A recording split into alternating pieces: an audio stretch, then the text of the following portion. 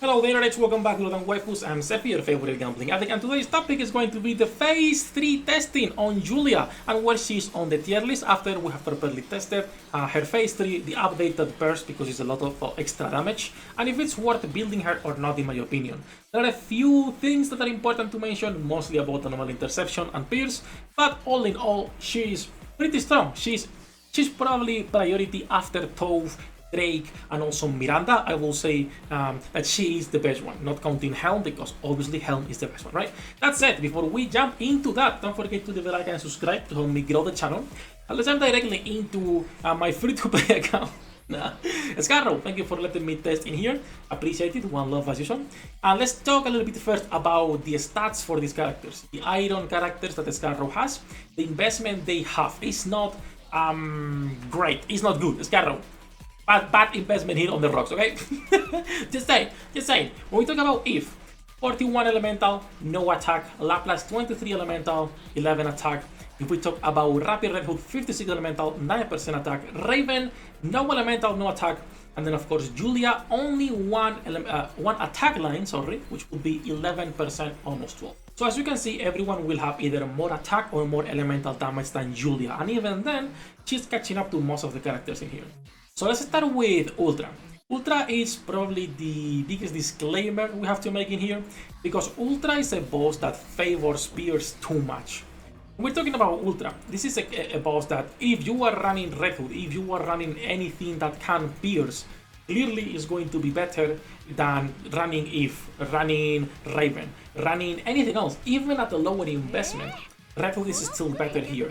Just because of the core and because both sacks at the end on both sides constantly respawning, right? Those sacks for Venom, whatever they are called in English, I don't know what they're called. But running something like Red Hood is always gonna be better because, as you can see, she will destroy everything.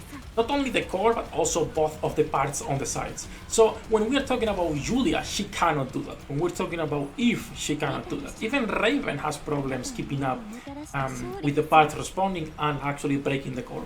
So Laplace is going to have better damage in here because Laplace also has Pierce, which means, on Ultra specifically, she is going to be doing a lot better. As you can see, on Ultra, clearly, Julia cannot catch up. This is expected. I wasn't expecting her to actually be better, but it's doing pretty good. Julia is doing 700 million right here, while Red Hood was doing 1.3 bill, and Rapid Red Hood as a B1, 649. In here, Rapid Red Hood was doing 636, Julia 659, and Laplace doing 1 bill. Laplace is still a better character for Anomaly, just because, again, the Pierce. Ultra, sadly, will always favor this type of characters. So, if your plan on building this iron character is just for Ultra, you don't care about anything else, then Laplace is still a better option, as I would not recommend going for Julia if that's like your only intention, right? That said, let's move into normal testing on Union Range. There is no other boss at the moment worth testing. Outside of Union Range and Ultra, there is nothing else interesting going on right now we can test on. And as you can see, Iron Week on a basic meta team, aka Crown, Helm, and then changing the B1, we are getting Raven doing 10 billion, Rappy as a B1 9.9, and Julia with only one attack on Iron Week doing 8 billion. Pretty good, I will say. If we switch to Liter, they are going to 11 billion and 9 billion per hour, or 9.6 respectively. Again, fantastic damage on Julia, considering Raven is what we consider a T0 character, one of the strongest DPSs in the game right now, right? Fantastic damage. And this is without any elemental, only one attack line, not even going into crit teams, which is where she will get even more usage, right? And then with Siren, I was getting 10 and 8. So really good damage that she is doing. If you can get a properly built one, like a few elemental lines, a few attack lines, and a couple crits here and there, Julia is gonna be a fantastic character. For raids, I will say though, because our biggest issue is that on tower, we already have really good Mercedes characters, and outside of raids, I don't think you're gonna be using her on hard campaign. Even though hard campaign is actually good to bring the stressor characters, because the amount of combat power they give. Then I was testing a maid crit team instead of the basic meta one, so both maids, Rapid Red Hood, and also trying Liter. And as you can see with Eve, which remember Eve is also doing for giving damage taken to everyone in the team, so that is something to take into consideration. She's increasing the damage. 9 billion, 7.8, 7.8. She's doing the same as a Rappi as a big one. Then I'm going to assume that I forgot to actually paste a different team with Raven. But Raven was doing more damage still. I forgot to change that picture, unlucky. And then we were doing Litter instead, and she was doing 10 billion and 8.2. So same damage as the first team basically. Let me move this in here because it is the same. And then lastly, I went into neutral range instead of going for the elemental advantages to see how she's comparing to the other meta characters, basically, right? And she's doing, for example, versus Rapid Red Hood, she's doing 6.6 versus 10 billion on neutral, 7 billion versus 8.4 with Dorothy. Dorothy and Asuka don't have a lot of investment, 6.7 versus 7.8, and then basically with Mihara, 6.6 versus 9 billion. Some of the characters that I've been showing, like for example Dorothy and Asuka, don't have a lot of investment. As well, you'll see that they have a closer damage output. If both were properly invested, Dorothy is better, Asuka is better for neutral content, but Julia is still doing really good. I think it's worth getting her treasure if you are lacking damage dealers, if you are looking for more iron characters for raid. I hope she gets a better skin in the future. This one is not bad, this is a cute skin, let's be honest, right? You can see a little bit through and see the belly, nice side boob in there as well. I'm just saying, okay, rating the skin out of 5, I would say it's like a 2.5 by 3, right?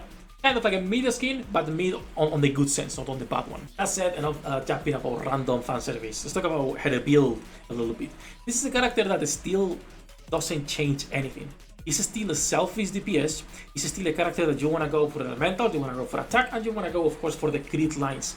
I would not even bother going for max ammo, depending on your team composition. Maybe one line is gonna be enough. 120 is still pretty good and pretty fast, that you don't have to worry too much. Of course, the more ammo you get, the more consistently she is shooting, landing critical hits, and also activating Marcato. But still, I will say crit above the max ammo as priority. And when it comes to her cube, what a surprise to absolutely nobody, Resilience or Bastion, nothing else. Honestly, if we talk about priority, I will say after Helm, and you have Toph, and even Drake and Miranda, she's probably the next one to build. It's a great treasure. For the Julia fans, this is an actual good treasure you can be building. When it comes to the tier list, I am putting her, for now, on T1. I think it's pretty fair to put her where Eve is.